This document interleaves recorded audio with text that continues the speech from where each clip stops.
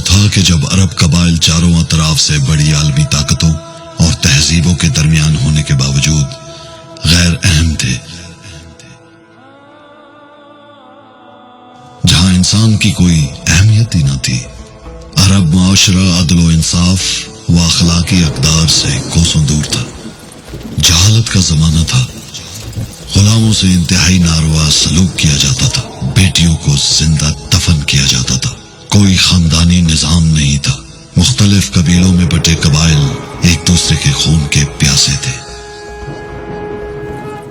تاریکی کے اس دور میں وجہ تخلیق کائنات محمد مصطفیٰ صلی اللہ علیہ وآلہ وسلم کا ظہور ہوا، جن کی آمد ایسی پرنور روشنی تھی کہ جس کے آگے کفار مکہ کے ظلم و ستم اور ناانصافی ماند پڑ گئی۔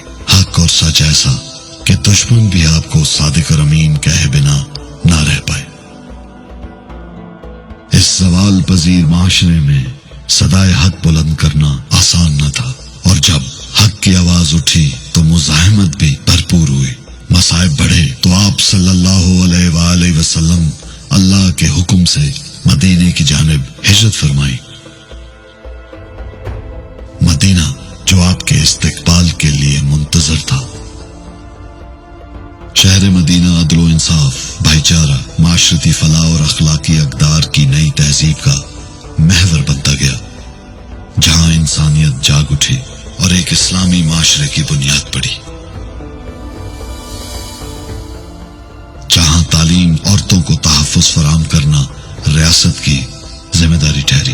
ایک مثالی فلاحی ریاست جس میں اقلیتوں کو برابری کی بنیاد پر حقوق فراہم کیے گئے، جہاں مالک اور غلام کے درمیان فرق مٹا دیا گیا اور انسانیت کو شرف حاصل ہوا۔ وہیں رنگ و نسل کی تفریق مٹا دی گئی۔ آپ صلی اللہ علیہ وآلہ وسلم نے ایک ایسا معاشرہ ترتیب دیا جس نے اپنے کردار سے دنیا بدل کر رکھ ڈالی۔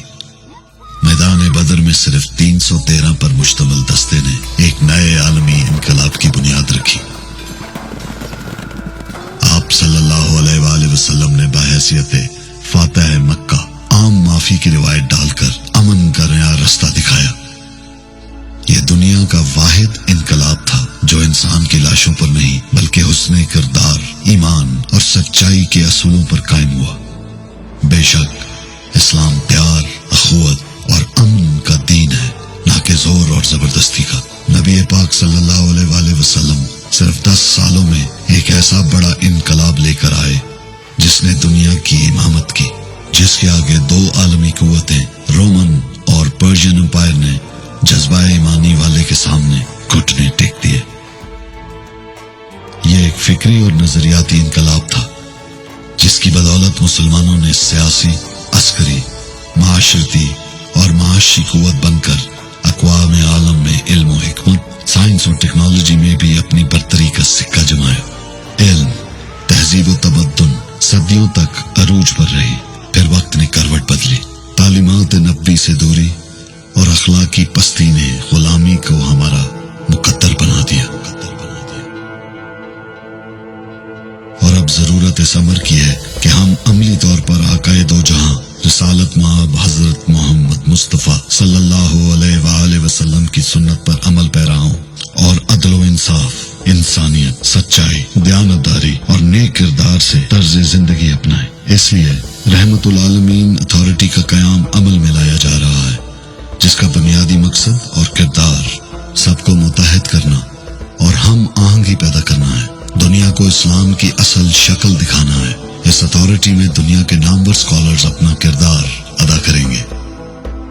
اسکولز کے اندر سیرت النبی صلی اللہ علیہ وآلہ وسلم کے نصاب کا مسلسل جائزہ لینا اور رہنمائی کرنا، میڈیا کے ذریعے معاشرے کی طرز زندگی میں مثبت تبدیلی لانا، فکری اور نظریاتی سوچ کو بیدار کرنا، اسلامی تاریخ اور تعلیمات پر مبنی فلموں، ٹیلی ویژن ڈراموں کے ذریعے آگہی، یونیورسٹیز میں تحقیق اور مباحثہ، حکومت کی رب العالمین اسکالرز کی مانیٹرنگ، میرٹ پر مبنی on line system, special projects اور صوفیہ کرام کی زندگیوں اور تعلیمات سے سیکھنا، نوجوانوں کو ایک متبادل راستہ بتانا جو صراط المستقیم ہے، جس کی بنیاد اور اساس